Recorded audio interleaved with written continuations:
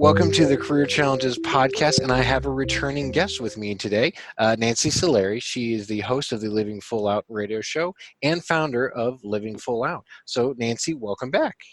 Thank you for having me. Awesome.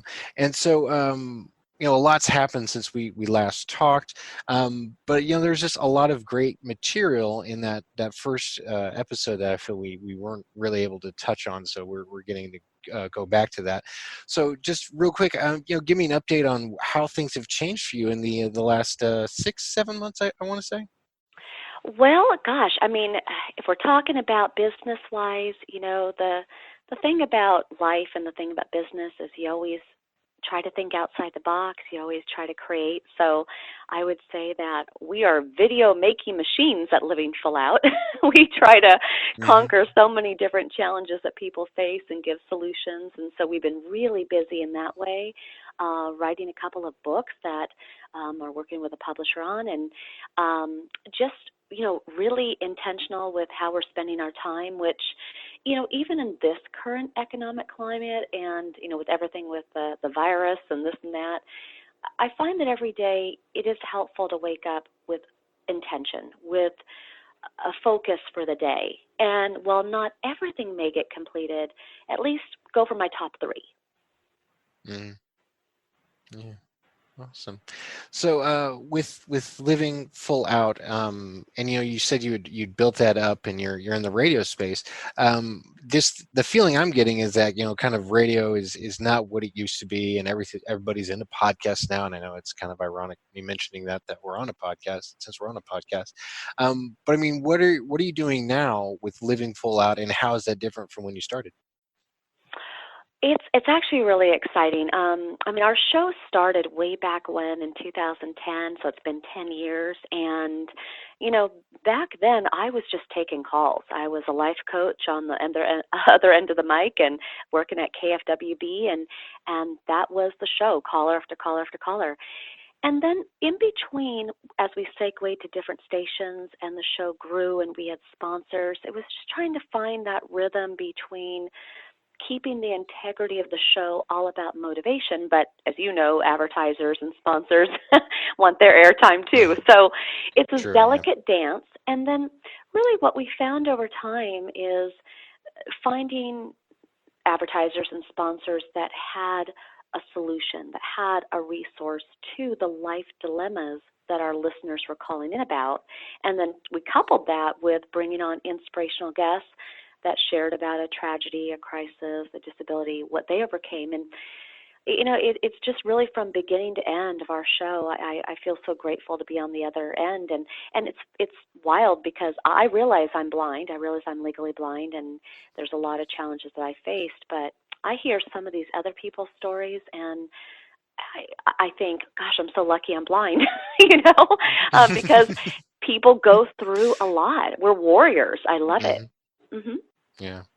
That is amazing, and sometimes there's that, I guess, a unseen benefit to sometimes having something like that happen, and unless you go through it, it's hard to actually see it that way. So for me, I can't imagine not being able to see. So I just I don't know. Yeah, it's pretty wild. Although, it's interesting. I was with a friend not too long ago, and he had been traveling the world, Ukraine, Thailand, all these places, and we were hanging out in Newport Beach, California, and he was like, "Oh, I can't believe I'm back here. All the people, all the materialistic, all the fancy cars," and he was grunting about it like he was in a Mm, torture camp, and I'm like, "What are you so upset about? You're in Newport Beach, California. People would dream to be here." And then he's like, "Oh, I get it." And I all of a sudden I got it. See, I being blind, I don't see the luxury cars. I don't see the plastic surgery. I don't see people trying to be something. I hear people's voices. I meet people based upon their touch, their voice, their personality.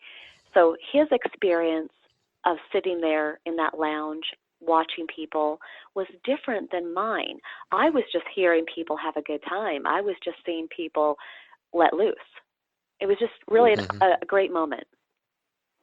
Yeah. So when you're, I guess, talking with someone either on the radio or or when you do one-on-one coaching, I guess, are there little cues or maybe like a tick somehow in their voice that kind of gives you a hint that maybe there's something more behind what they're saying, or even I hope they're being completely honest with you as well. Are you able to pick up on that? Yeah, I am. And a lot of times what I have found is people are really hungry to talk. And I Hmm. think in some ways we're programmed not to, or we're programmed to give the right answers, to look good. But I want everyone to apply this to just your neighbor, your friend. When you can peel away the layers and let somebody talk, like there's a statement that I do use sometimes in coaching, which is, what's important to you about dot, dot, dot. So someone could say, oh, I can't believe I'm not losing weight. I'm so frustrated. And I would say, well, what's important to you about losing these next 10 pounds? Well, I want to look good for my trip. Well, what's important to you about looking good for your trip? Because blah, blah, blah. And when you allow people to talk, now you're giving them one of the biggest gifts of all, because ultimately it might come down to the fact that that person wants to look good on their trip because maybe they go on all these other trips and they're the third man out, the fifth man out. Maybe everybody else meets people on the trips and, feels attractive and Hmm. they never have. It's hard to say. So I like to give my clients and I like to give, people in my life an opportunity to talk. And it's almost kind of funny because I'll sit with someone and like literally 45 minutes into a dinner, they're like, "Oh, enough about me. How are you?" And I'm like, I'm good. Keep talking, you know. Wow, that's amazing. So when you're, I guess, so when you're helping people and you're listening to them, I mean, it's a skill, right? It's not like you were born with this ability just to listen to people. It's a skill, right? Definitely a skill. Definitely a skill. And you want to listen.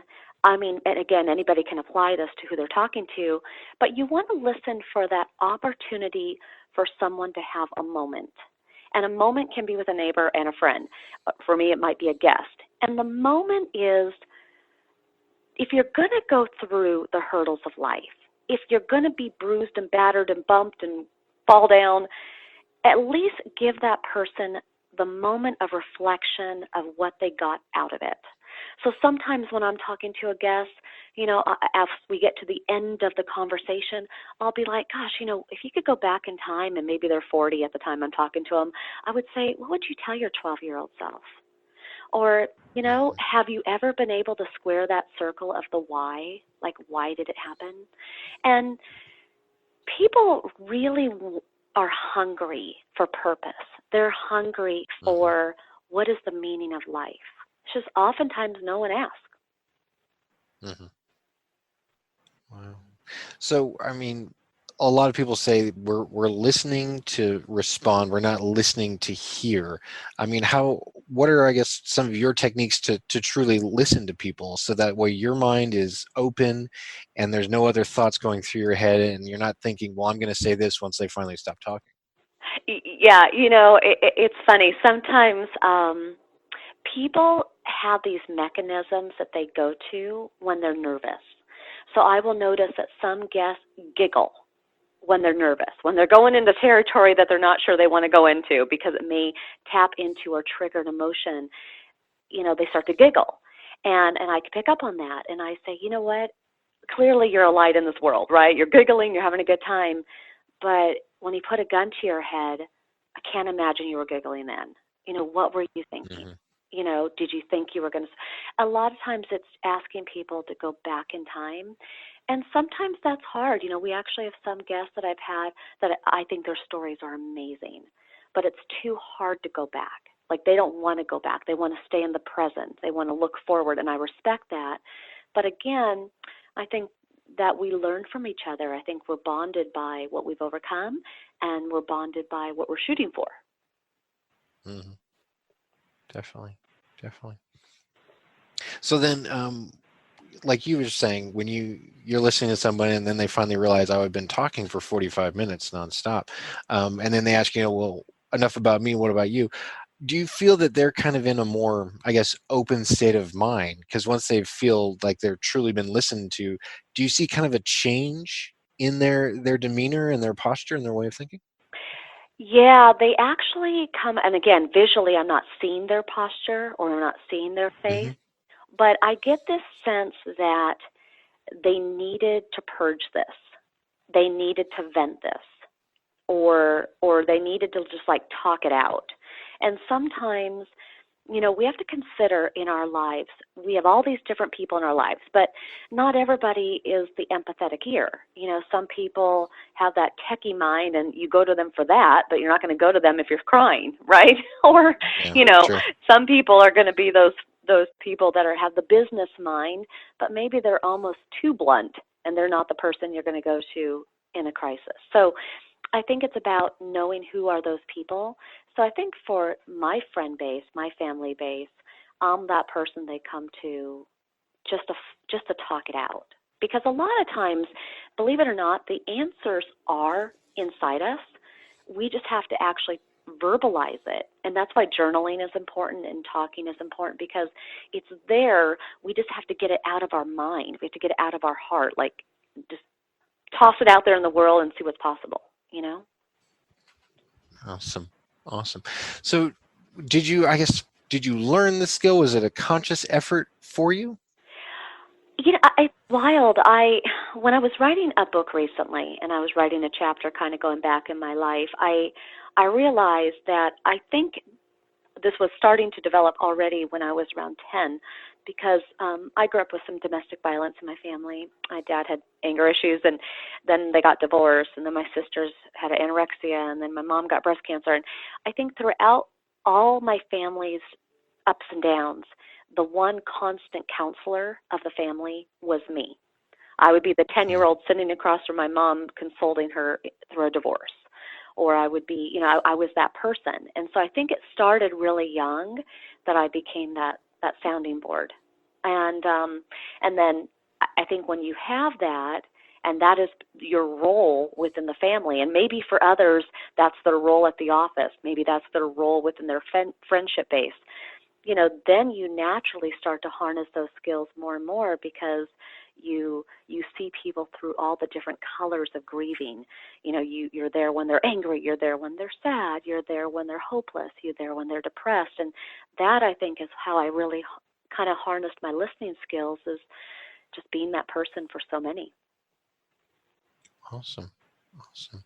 So obviously this skill is very useful. You're very effective at helping people and listening to them, obviously, uh, whenever you're doing a living full out broadcast or one-on-one coaching. But you also mentioned, you were in the previous episode as well, you mentioned you were a producer and an on-air talent. How has those experiences contributed to you being good at what you're doing now? Well, it's interesting. Over my time in schooling, I did in front of the camera and behind the camera. And, really, as a visually impaired person, no one wants me plugging in and out the wires. These days, my behind True. the scenes Yeah. are not used as much. No one needs me shooting the camera because I don't know which way I'm shooting. But what I have found is being in front of the camera, or being the one who I guess is the voice, or the one who delivers the content, delivers the coaching.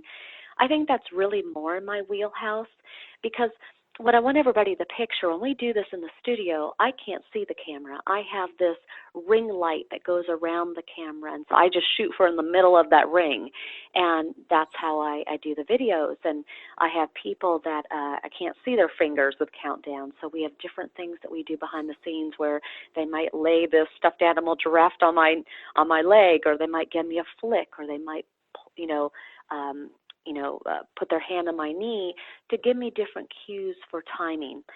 And I share all that with you because as I'm hearing a guest maybe tell me their challenge or story, or I'm listening to a caller that calls in, I'm with you all. I am with you. I am present because, as a visually impaired disabled woman, I'm also just doing my best to host the show and give advice, and that's what I really want everybody to get.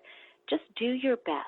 And for me, it's a natural fit just to be a good listener and be a host, and that's what I do. Awesome. Awesome. So, shifting gears a little bit here, how have things changed for you and your experience as a life coach from when you started to now? So much. So much. Oh my goodness. I remember going back through and getting my certification and really, really good textbooks and really, really good Hmm. role play. But the thing is the vibration of somebody's energy, really listening to them. You can't find that in a textbook. You got to feel it. You got to be present with the person. And also you have to be willing to always do better and grow. So even for me, I've been very intentional with what I say to people. For example, here's a coaching moment, right? How often do we say Hmm. to someone, "I'll call you right back"? Okay, but what is right back? Is right back 2 minutes? Is right back 10 minutes? Right? Or give me just a second. I'll call you right back. You're never really going to call them back in 1 second, right? It's going to take at least 30 seconds, True. right? Right. So I think that's kind of what I've learned over time is to be very clear in what I say. And sometimes people will say, "Wow, you're really intentional with what you say, and you are clear." And and it's nice that they say that. But I think I've learned that over the years that if my client is distracted, if they're emotional and they're kind of stuck in worries and their mind is going a bunch of different directions, then I want to be that anchor. I want to be that stable hand and talk slow but talk with confidence so that they know I got them. I'll catch them. Hmm. Hmm. Awesome. Awesome. So then, I mean, when you started, I guess, officially as a life coach, I mean, how many quote unquote life coaches were there at the time? Because I feel I'm seeing a lot more of them now, a lot more people who want to help others as a life coach. And so I'm wondering, was there just not enough to begin with at one point? Actually, when I got involved, there were already a lot of life coaches, and but I felt like everybody kind of had their lane. So Hmm. some people were business coach, some people were marriage coaches, some people were cancer survivor coaches. And I think sometimes it's figuring out, what kind of coach are you? Back when I first started coaching, actually I was a coach to two groups and two groups only. It was women entrepreneurs and the visually impaired. And the visually impaired blind group was really because I did so much volunteer at different organizations because that's my community with my disability. It was a natural fit. Women entrepreneurs as well. I would attend a lot of women groups, and as my career grew, they would want me to speak or do whatever. But as the Living Full Out show grew, as Living Full Out the company grew, the demands and the variation of different dilemmas that people overcame had me grow as a coach. So now it's not those two signature groups anymore. It's a much larger audience. So I think that what I've learned over time and what I've seen maybe other people do is you can either be very niched in your lane and focus on one group, or you might be more broad in terms of servicing many people. Okay. Okay. So you're still seeing though a lot of overlap between your groups. I mean, you're still using the same skills as a life coach. You just maybe, I guess, tweaking them a little bit depending on the needs of the group. Yeah, because the needs of the group are going to be different. So yeah, if it's a business coaching environment that I'm in, and I'm helping someone, and they have certain benchmarks or certain skills, or maybe they need to bring on new hires and delegation, then we're kind of in that mindset, and it's thinking about connecting the dots. How do we get there? Now, somebody who is going through a life coaching dilemma, maybe it's a divorce or maybe it's infertility or whatever, now we get into solution mode. We go into, okay, if having your own children may not work, let's look at what all the other options are: fostering, adopting, volunteer, or if somebody's going through a divorce and their heart is crushed, it's showing them how to take that love they had for their partner and infuse it into other people in their life, and then they feel that their heart is no longer beat up, it's no longer bruised and battered, it's able to breathe and give again. And so they're just two different types of clients, and so I have to kind of mirror and match my client. Hmm. Sure. True. I guess, do you find it difficult sometimes to really do the mirroring and matching? I mean, is it kind of a, if you're having an off day? Um, I don't find it difficult, but I find that I need to sometimes do outside research and bring it to my client. Just sometimes in life, sometimes people are good writers, sometimes people are good researchers, and sometimes they're good communicators. It doesn't mean you're going to be all three.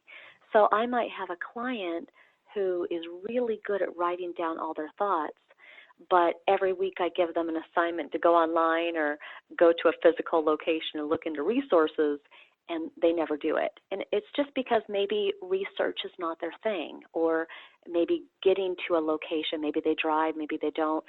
That's a stumbling block. So wherever my clients are having a hurdle, I try to help them with that. So I'll bring them research, I'll bring them ideas, and then we'll talk them out. And that's where that communication part comes in. So you would, when we started the program, you mentioned you're doing a lot more video these days. I mean, what was the motivation behind starting to do more video? Well, video is just one of those ways to coach people in a very timeless 24/7 manner. Hmm. I can't be behind the mic 24/7, or I'd never get sleep and I would never do anything else, Sure. right? But the videos can be there. And I don't know about you, especially right now with everything going on, there's a lot of people having sleepless nights, right? I Hmm. like to know Definitely. that they can go to one of our recordings of our show, or they can go to our YouTube channel and they can look for a title that resonates with what they're going through, and they can get motivated. I never want people to feel alone. Loneliness is a really deep pit. And Hmm. the way that you get out of that pit is somebody reaches out a hand, or you have a something that you can go to, a playlist, a church, to get your inspiration, whatever it may be. So we try to lend that hand, and we try to give them the videos so that when they're at that pit, when they're in that place of lonely, in that place of despair, we're there. And so we try Hmm. to cover topics that are career advice topics. We have lifestyle topics, and try to cover as many bases as we can. Awesome. Awesome. So when you first started, I guess, creating these videos to put out, did you have like a brainstorming session? We want to talk about this in a video and that in a video. Was it kind of like that? Oh, we still do that today. We still do that today. We have teams. We have a YouTube team and a Pinterest team and an Instagram team, and our social media team is has different legs and arms to it. It's not just one group, and everybody focuses on that particular platform, because there's Instagram TV, there's Facebook Watch, there's video on Pinterest, there's of course YouTube, and there's even a LinkedIn TV. So we maximize our video on every platform, but not every platform is different. Obviously, LinkedIn is going to be more career minded, where Facebook is more lifestyle. So some of our video ideas come from the people that follow our page, and they send us direct messages with what they're facing. And then sometimes we take it to the people. Our team goes Sure. out there and they interview friends and family in their life, and what are they going through, what keeps them up at night. And that's a lot of times how we get the ideas of what we record. Awesome. So are you seeing, I guess, a common trend among the requests that are coming in? People are distracted. That is Hmm. one thing. People have a hard time maintaining their focus. And a lot of times that's because there is so much going on, whether it be that they're distracted by their bills and will I pay them, or they're distracted by a relationship. Does he or she love me or not, right? Or they're daydreaming at their 9 to 5 job, wishing that the business they wanted to start could move along faster so they could jump from that job to their own company. And if people are looking for that next thing. And what I always try to tell people is it's good to look forward. I'm a big believer in dreams and goals. But I also think that you're going to miss it. You're going to miss the lessons, and you're going to miss capturing your own personal growth if you're not within the present. So, again, the butterflies of a relationship, those are a fun time. The dating time, the courting time, that's a fun time. You may want to get married, and that's good, but enjoy the journey. Or if someone's at a 9 to 5 job, rather than just daydreaming about the day they get to open their own business, don't forget about all the things that they're learning from their colleagues, from their teammates. Soak up becoming a better presenter. Soak up how to use technology like Zoom or different things. We all are teachers to each other along the way of getting to our destination. I never would have thought of it that way. That's a new insight. Thank you. You got it, yeah. Yeah. So, how many videos are you putting out? I guess a day or a week or a month? Well, we crank out at least 10 a week, Okay. so 40 to 50 a month.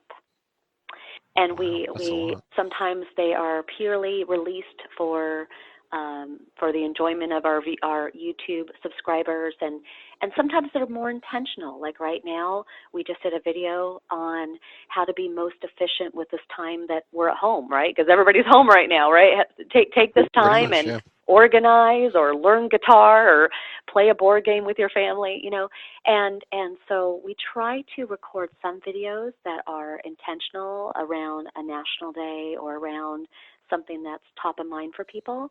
And then other ones are just going to be more on an educational topic or more about lifestyle or personal growth. Hmm. And so, are you experimenting with length? Do you want to do like short ones, or do you find longer ones tend to work better? Short. Short always works better. And that's really just because it's kind of like a movie trailer, right? It kind of gets to the point. Hmm. Sometimes some of these movies, I don't know about you, but they're really long. They're 3 hours, right? And so True. we try to give people the goodies right away, right? So generally, our videos don't last more than 5 minutes. Okay. Cool. That seems to be a good length. Something you could probably watch while you're waiting in line or something like that. Yeah, or you might just want the spice of life variety. So if someone's on our playlist, they can bop around. They can watch a relationship video 1 minute and, let me go look at the career advice playlist. I get career advice the next. It's not a big commitment of time, but I always make sure to give resources and solutions. I'm really big on that. And the other thing I want to tell your audience too, because so many people now have Alexa, and of course there's the App Store. They can just search Living Full Out Radio, and we actually have a 24-hour station that plays Wow. 24 hours a day. So you can just say, Alexa, put it in your skill. It's a skill that you put in your Alexa, and you just say, play Living Full Out Radio. And if you're up at 2 a.m. cleaning the floors, we're there. Wow, that's really cool. I've tried Alexa and I couldn't get it to work because I put in the skill thing. I went through the whole skill process, and then was talking to my Fire Stick and said, Alexa, play this, and it didn't do it. So I don't know what I'm doing wrong there. So I'll have to go back and look at it. Well, and you know what? I hear you on that, because it's sometimes technology is a blessing and a curse, right? But I empower people to call 1-800-AMAZON or whatever it is, right? There you go. They actually have a really good customer service line only for Alexa. They have a dedicated department for Alexa only, for the Echo. Wow, So if you definitely. are having challenges, you don't have to talk to the same grocery people or the big Amazon customer service. They have a dedicated department. Hmm. Wow, I didn't know that. Thank you for letting me know. You got it. All right. And then you also mentioned books, that you're working with a publisher and you're putting together a book. Yes, so it's a little bit of a memoir meets kind of tackling life issues. And so we're working on that. And we're also writing other books that are more theme based. So, for example, a lot of times right now, people are dealing with topics that have really turned out to be big in our environment, like, for example, infertility. And, there's a lot of people that chose to do the career thing before the marriage or relationship or kid thing, and then it becomes harder. right? So we're trying to tackle topics like that.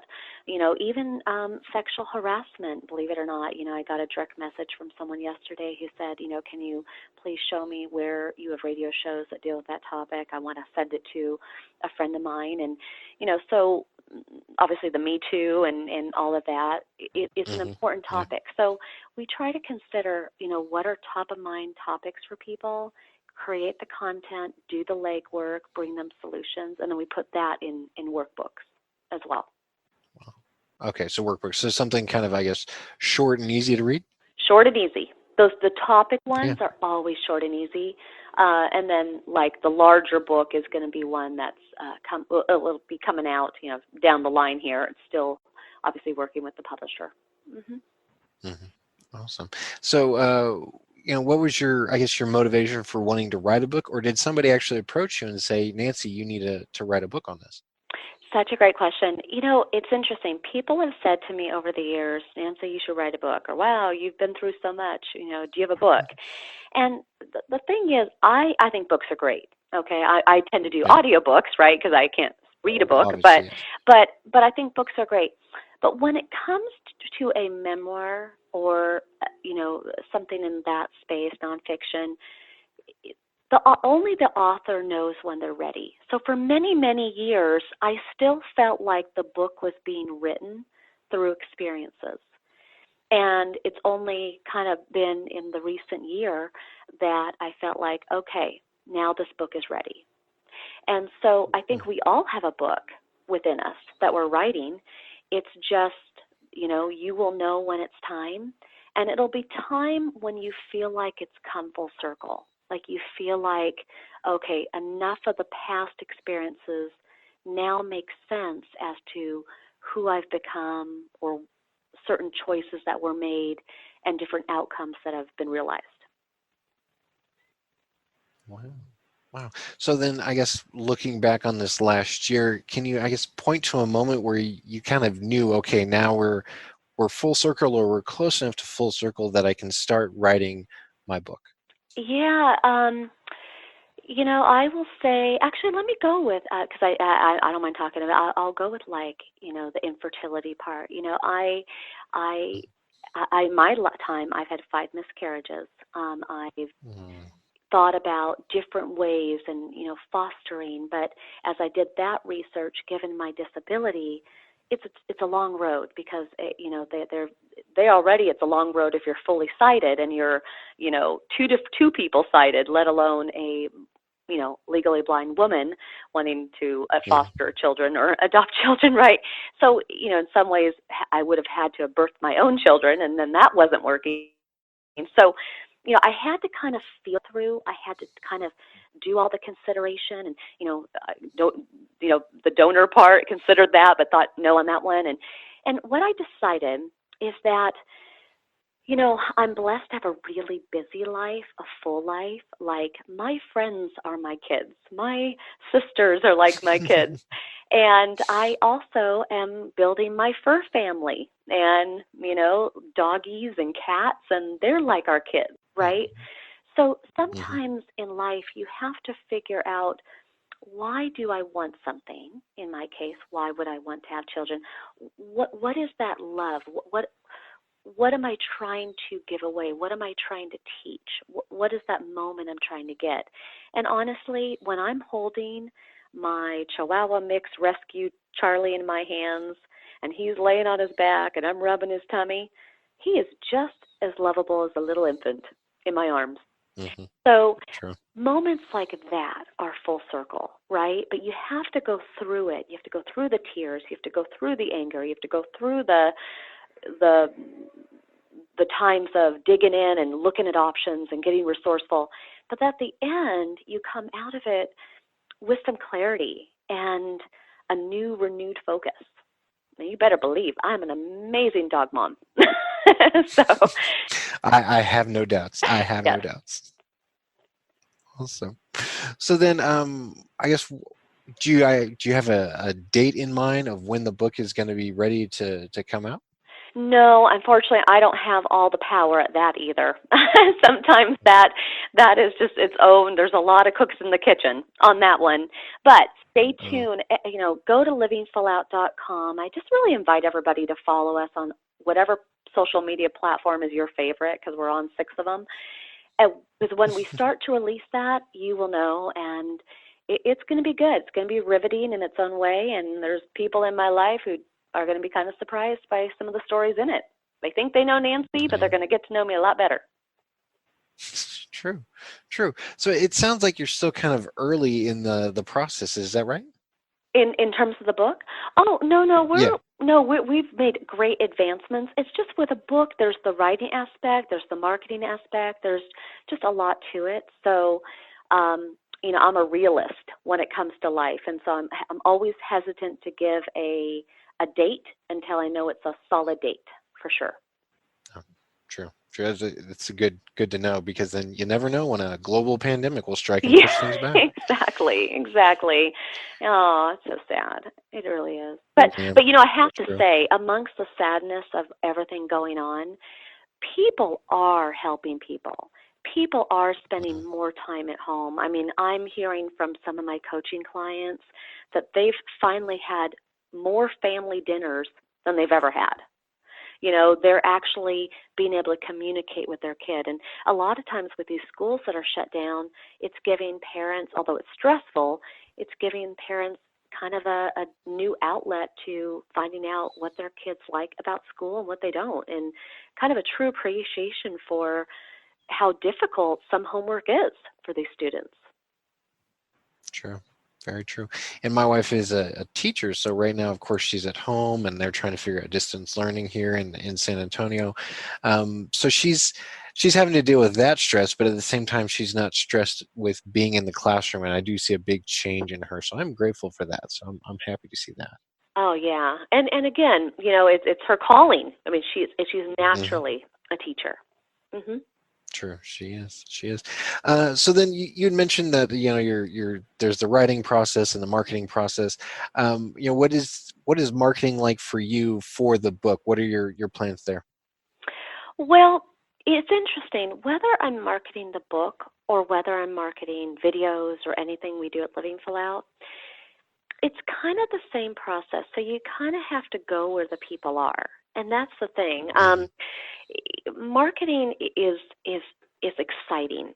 It's fun. It's so fun to write copy that isn't sales copy. It's not about twisting someone's arm. It's not like about convincing someone. But when you have a solution to somebody's problem, then it's a win-win. And so Hmm. it's finding groups that would benefit from our book, or all the different things we have at Living Full Out, like even the radio show. It's finding the right groups, the right audience, and rather than assuming that everybody wants it. So, it's an exciting adventure, and as a author, as a speaker, my job is to be out there. Now, it's a little scary right now, right? I have to be 6 feet from somebody to be out there, but Hmm. Sure. right, Yeah. but I think that people are inspired by those that they can hug, that they can shake their hand, that they can wave to. I always find it's really important that as good as online is, as good as radio is, podcasting is, people want that connection. They want to know you're real. And so that's why a lot of times I have to do the legwork and go to the coffee shop or go to the conference and be there to meet people. True. True. And yeah, you had mentioned that sometimes people just want to be hugged. When this all was getting started, and I realized we're banding together. I'm seeing some great stories come out of these hard times. And it sounds weird, but I just wanted to hug everybody. Like, we're going to get through this. I feel for you. Those moments of clarity you can sometimes have, that we're all just people. It doesn't matter what your disability is, or your ethnic background, or your religious views, or your political views. We're people, and we're all in this together. And it was like, I just wanted to start hugging people, but I'm like, no, we can't do that. We got a social distancing and everything. So it was a weird moment for me. But you know what, though? I just felt like I got a verbal hug. So, see, it can be a verbal hug. Oh. So, in some ways, right there, what you just said, you hugged me through your story. And so I Oh. think if we can't physically hug each other, then it's just saying, "Oh my gosh, you're so helpful. I could just hug you." You know, or "Oh my gosh, I can't believe you went to the grocery store and fought that line for me. If I had like gorilla arms, I would wrap around you 3 times," right? You can Wow. tell somebody how much you care about them. And it's what I think is so beautiful about what's happening right now amongst the sadness and amongst the stress, because there is all of that. There's the bonding that we're coming together. There's the fact that people are washing their hands more than ever, which should have always been, but we're doing it.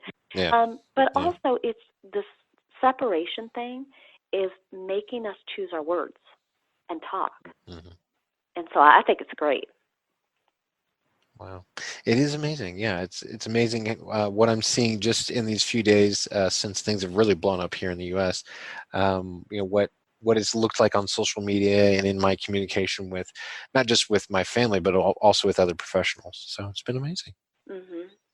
Yeah, and we will Yeah. get through this. We will, and it's just a moment in time. But I think it was an important moment because I think we were going in spirals. I think we were divided politically. I think families weren't eating together as much. I think everybody was just busy. A lot of doing, Hmm. right? Got to check that Yeah. box. Got to get to that soccer game. I got to work my 9 to 5, and then I got to do my own business in the evenings, right? And this has kind of forced all of us to slow down and to not be selfish, even on the hoarding front of the toilet paper, right? Maybe don't Yeah. take every roll of toilet paper. Leave one. I was Hmm. at the store, and I love this lavender soap, and my assistant was with me, and she's like, "Well, how many do you want?" And I said, there were two. There were two of the lavender, and I said, "You know what? I'm only going to take one. Even though I love this flavor, the smell, and I could probably use it down the line 6 months from now, I'm going to leave that one because somebody else needs that." True. Hmm. True. That's awesome. Well, we're almost out of time. So, if somebody's listening to this and they want to go see the videos that you've posted or your other messages on social media, on the various social media channels you're on, how can people find you, Nancy? Oh, thank you. Well, the main hub for all of it is livingfullout.com. And when you go Hmm. there, you can access the blog. All of our social medias are on there. You can click on the icon and go right to it. You can go to our radio page and listen to different episodes of our show. You can actually, right there from the page, even access the 24-hour station, although you now know you can do that on the Alexa and the App Store too. And then the other thing I Hmm. want everybody to know is on the homepage, we do have something that's free. It's 80 tips to bring balance in your life. And I wouldn't normally, you know, put focus on that. It's just I think right now people need balance.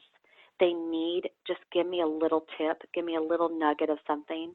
And in that 80 tips is going to be different suggestions for fitness, for nutrition, for setting goals. And so I just invite everyone to get that completely free, but I think it'll help a lot. Awesome. Awesome. I'll definitely be downloading that here soon. Well, thank you so much for having me, and I just wish everybody so much love, lots of hugs, virtual communication hugs, Yes. Virtual hugs. and Yes. just live full out. Remember to have fun. I think sometimes we just get so boggled by the to-dos and the stress, but remember to smile every day. Remember to give away your love and your time, and we'll be on the right path. Definitely. Definitely. Well, Nancy Solari, thank you so much for being on the Career Challenges podcast with me today. Thank you for having me.